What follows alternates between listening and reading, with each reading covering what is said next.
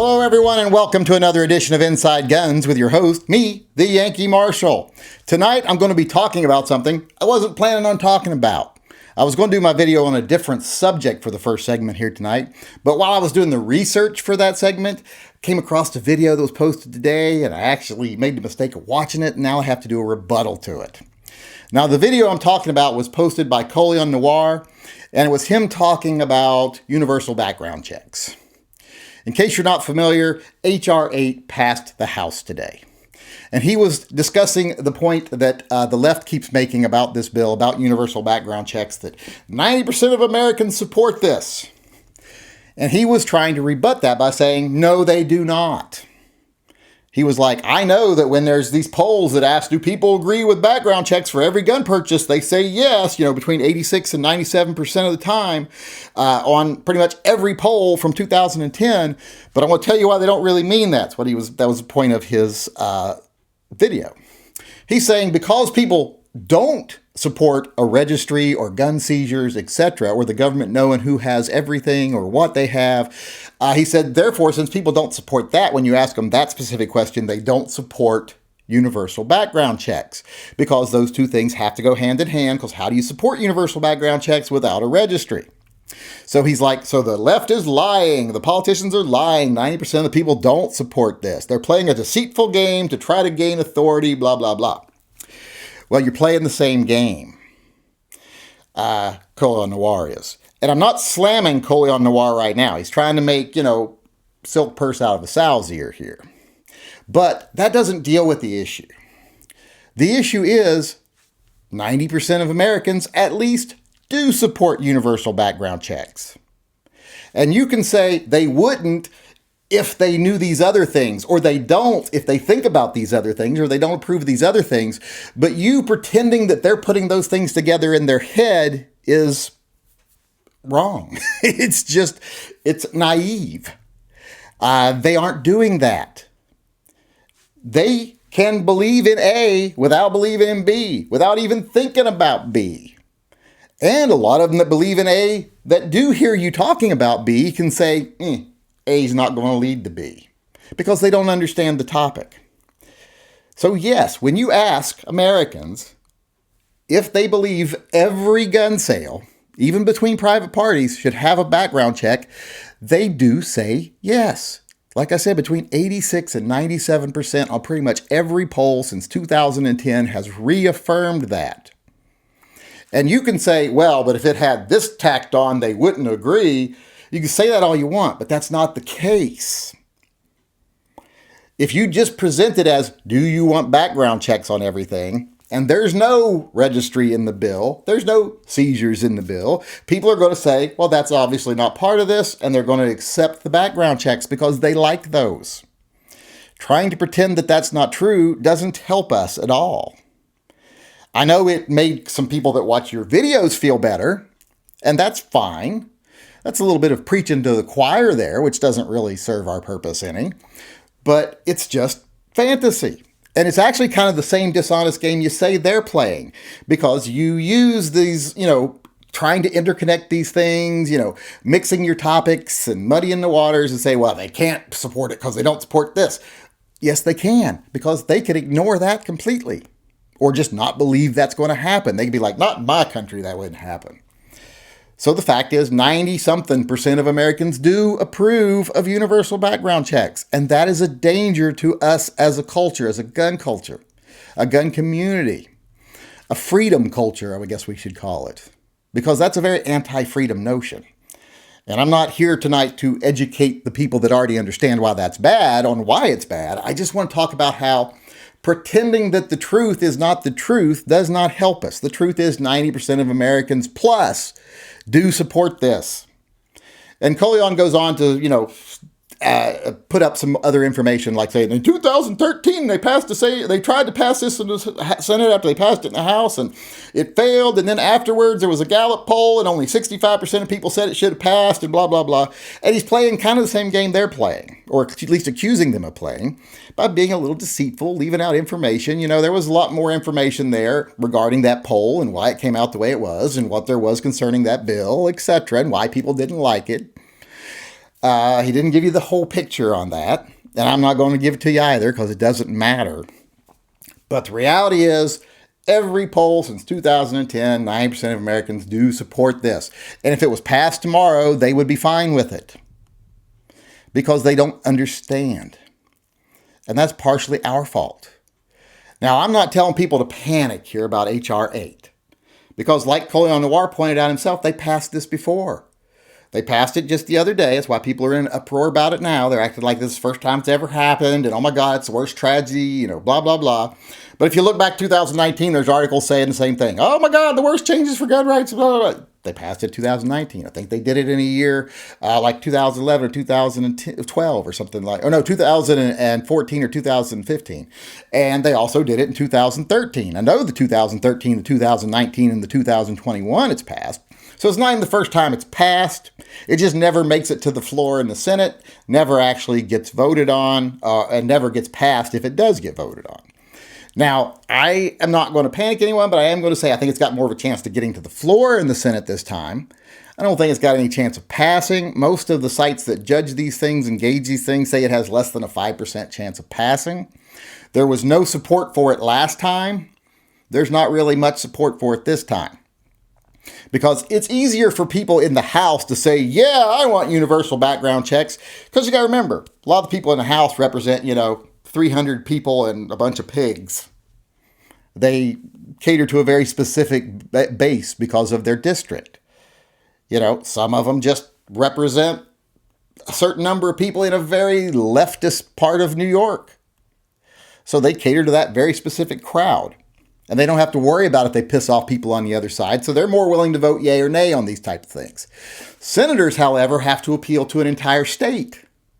So they have to think through, not only who's this going to make this make happy, who's it going to piss off?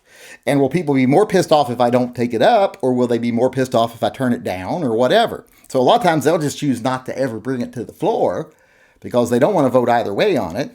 Or they'll have to vote in a way that's more acceptable to the people in their state, where they have to go like, I don't think most people will get mad at me if I vote no, if I explain to them why I voted no, and but I think more people would get mad at me if I voted yes, and then they see what happens. So they have to be a little more thoughtful. So I don't see it passing the Senate, so I'm not telling you to worry. I'm just saying always keep your eyes open when it comes to things like this. Because I've been warning for a long time, universal background checks could pass because the public supports it and it wouldn't be a hard sell. Another thing that could pass very easily is changing the wait times. Changing it from 3 days to 10 days, like Bill 1446 does. That's one thing that could pass. Another thing I'm really afraid of is online gun sales going away. I'm just glad that's not what they're doing right now, because that's a battle I fear for in the future. But right now, it's universal background checks is the big issue, and that could be sold to the American people because they've already bought it, hook, line, and sinker. We just have to hope there's enough people that don't understand it, or enough people that don't like it, and enough politicians that understand once it gets implemented, enough things would come forward that would piss off people that have to vote for them again. So I don't think it is going to pass right now, but it could. And please, don't act like this is the first time it's ever happened. It's happened multiple times in the past decade, practically, or 2 decades. So, but getting back to Colion Noir. He basically, like I said, was using, mixing things together and muddying the waters and saying because they don't believe in C, they can't believe in A or B, and that's not true. It's just logically not true. You can make an argument when speaking to someone to say, hey, do you believe in A? And they say yes. And then you say, okay, well then you're okay with B and C then, since B and C are this and they are necessary for A. And then you can get them to say, no, I guess I don't agree with A. But that's in a one-on-one situation. That's more thinking like an attorney. And that's what he thinks like as an attorney. He's not thinking like a politician where everyone just goes, yay, A. And you're not even sure if they know B and C are the next letters in the alphabet, much less anything that might be the outcome of A. So he's wrong in the fact that 90% of Americans don't support it. They do. They just don't like the consequences that would come from it, but they don't understand the consequences that would come from it. And we've been really bad about educating them. Unfortunately, over the last 15 years, the biggest educational thing that most people do here is explaining to how everybody else how we're going to go to civil war, we're going to boogaloo if you don't do what we want. That ain't winning a lot of arguments. So it's partially our fault that so many Americans accept universal background checks, which are extremely dangerous because of the registry and because of other issues also. And they have no positive side to them, which was what was going to be my original video topic tonight, how there's no positive aspects to a universal background check and how there's some really scary negative aspects. But I'll save that for another time because I've been talking for a while here. But I just wanted to rebut Colion Noir. You're wrong. 90% of Americans do support it. Background checks, that is. And it's our fault that they support it. We need to start delivering our message in a little bit better of a way. A little more succinct manner. Other than just screaming, boogaloo, and shall not be infringed. That doesn't do anything for us. And making videos that preach to the choir or make people in the gun community feel better, well, that's good for driving numbers up to you on your video. That's good for getting you more views, those things. And it's good for assuaging some of the fears of some of the people out there. But it doesn't do anything to change the attitudes we're battling against right now. And it doesn't matter if 5% of the people are 100% right. If 95% of the people are 100% wrong, guess what things are going to happen? The wrong things. So right now we need to start worrying about why do these 90% of the people think this instead of trying to explain why they really don't and they would, or at least they wouldn't if they had the whole picture, because they're not going to get the whole picture unless we give it to them. And right now we ain't giving it to them. So that's basically all I wanted to say. Like I say, I'm not trashing Colion Noir here. He's thinking like a lawyer. You can't think like a lawyer here. You got to think like a sheep herder, like a politician. And 90% of the people are okay, plus 90% plus of the people are okay with universal background checks. Let's stop pretending that isn't true, because if we say it isn't true, then we have to pretend it isn't a problem. And if we say it isn't a problem, we don't start addressing it. And if we don't start addressing these things soon, we're going to be in a lot of trouble. All right, everybody, because I rambled so much there and went a little long, I want to move on very quickly here and do a very short gun talk segment today. And what I want to talk about is the fact that Taurus is now putting out red dot ready guns. It's nice to see an affordable gun maker like Taurus starting a line of red dot ready pistols. But what I really wanted to say about it, it is, like I said, it is nice to see affordable guns. When this first started happening, when red dot sights on guns started becoming a thing, it was more stuff you could send off to a high-priced milling company and they would cut your slide for one. Or you could buy these boutique guns that were already set up for them. And then it kind of trickled down into Glocks galore and, aftermarket slides galore and, moderate guns, all popular brands of guns starting to have that option on them, the more tactical brands of guns. Now it's nice to see it trickling down more into the budget market, like the Taurus guns, which are still good guns, so it's nice to see them offering those options to people who shop in a different market. So really happy to see that. But what I really wanted to say is they came up with the perfect name for their optic system. It's Toro. Like Toro, bull, Taurus, Toro. I think that's an awesome name. It's Taurus Optics Ready Option on guns. Toro. So, like I said, it's great to see an affordable gun maker getting into the red dot market here and getting into the game. Not that there haven't been affordable ones already. There's been like Skies, etc. that are doing it. It's a trend now that the less expensive guns are also getting in on it. And I think it's great that Taurus, one of the bigger inexpensive makers, is getting in on it. And like I said, I think they have the perfect name for their system to go with their company.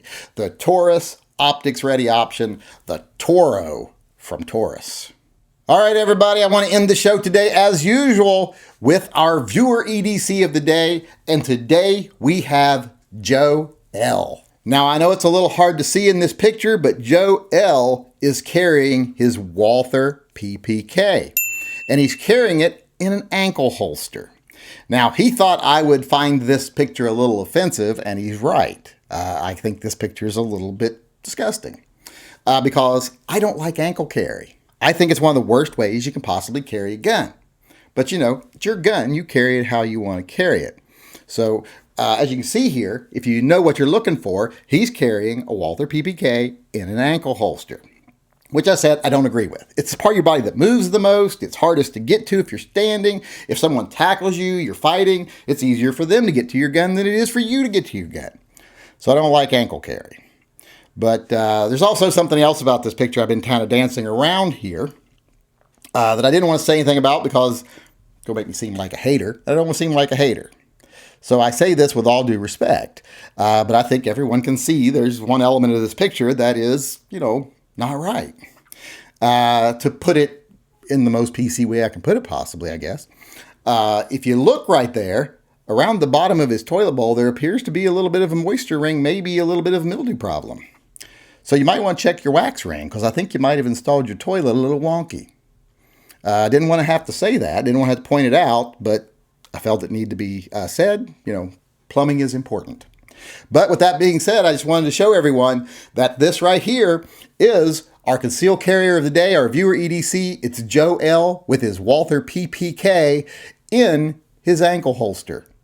Oh, and those are some pretty nice panties too. All right, everybody, that's our show for today. I hope you enjoyed it, and I hope you come back again on Monday, since today is Friday. And since today is Friday, and this show goes live at 4 p.m., as you watch this, if you watch it when it goes live, I am scheduled to be getting my first COVID shot while you're watching. So fingers crossed for me. Hope I survive the experience, or hope I don't come back some sort of crazed, soulless, emotionless cyborg intent on destroying the human race from all the microchips they might shoot into me. Although, how much of a difference would that be, really? Cold, emotionless, soulless monster, or cyborg. Not much difference.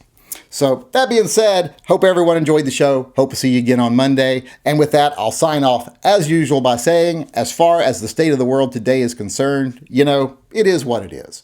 But if we keep our heads about us, we ignore the profiteers and the fearmongers that want to manipulate us, if we keep level heads about us and do what needs to be done, what things will be for the gun community and those of us that enjoy freedom, what things will be in the future is better.